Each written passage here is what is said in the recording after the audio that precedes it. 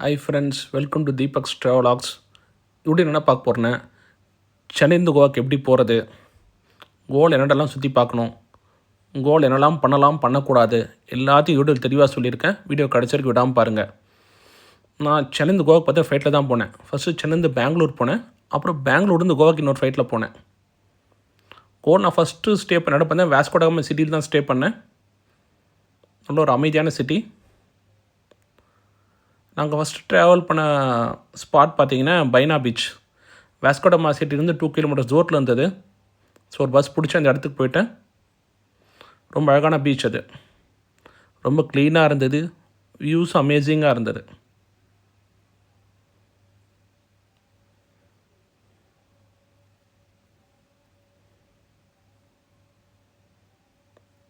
ஒரு evening 6 o'clock கடவுள் reach பண்ணியிருப்பேன் அந்த இடத்துக்கு. வியூஸில் அவ்வளோ அழகாக இருந்தது.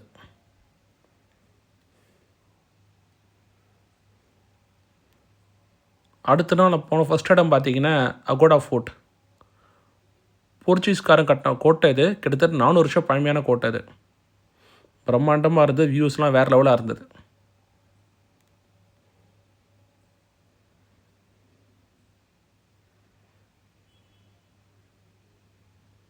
இந்த ஃபோர்ட்டில் என்ட்ரு ஆகிறது பார்த்தீங்கன்னா ஒரு என்ட்ரி டிக்கெட் நீங்கள் பே பண்ணி ஆகணும். பே பண்ணி உள்ள நுழைய முடியும்.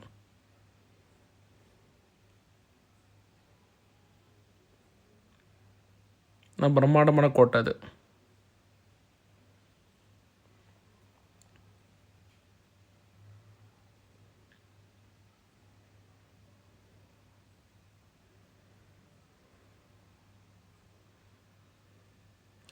அடுத்து போன முக்கியமான இடம் என்னென்னா பாகா பீச்.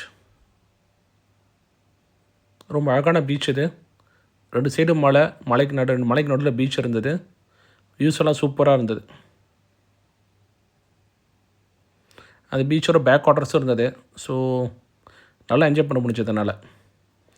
நெக்ஸ்ட் நான் போனது தான் கேலங்குட்டை பீச். கோவாவில் ரொம்ப ஃபேமஸான பீச் அது. நார்த் கோவாவில் இருக்குது.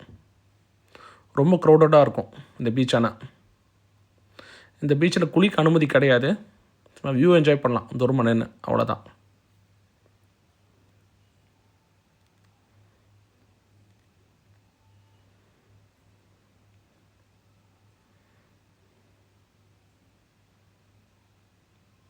அடுத்து கோவாவில் அப்படி முக்கியமான இடம் பார்த்திங்கன்னா basilica of Bom Jesus church. இது ஒரு 400 வருஷம் பழமையான சர்ச்சு. இந்த சர்ச்சே பார்த்திங்கன்னா சில்வர் ஷேப்பில் இருக்கும்.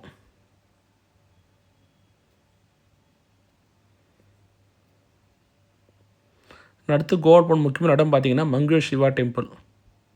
இது ஒரு 500 வருஷம் பழமையான சிவன் கோயில். இந்த கோயில் சுற்றி மலைங்க இருக்கும். ஒரு இயற்கையான சூழ்நிலை அமைஞ்சிற கோயில் இது.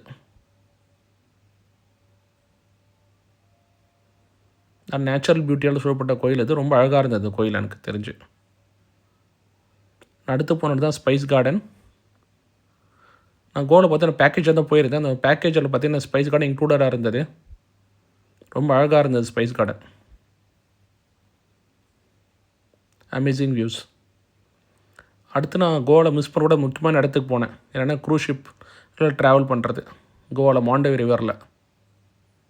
ஸோ எக்ஸ்பீரியன்ஸ் சூப்பராக அந்த க்ரூஸ் ஷிப் ட்ராவல் பண்ணது எனக்கு ரொம்ப பிடிச்சிருந்தது.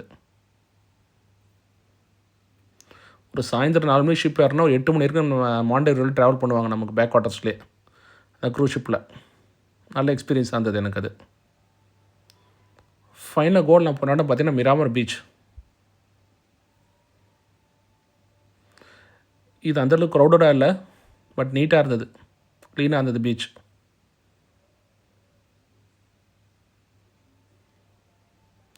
இந்த வீடியோ பிடிச்சா லைக், ஷேர் அண்ட் சப்ஸ்கிரைப் பண்ணுங்கள். ரொம்ப யூஸ்ஃபுல்லாக இருக்கும். தேங்க்யூ.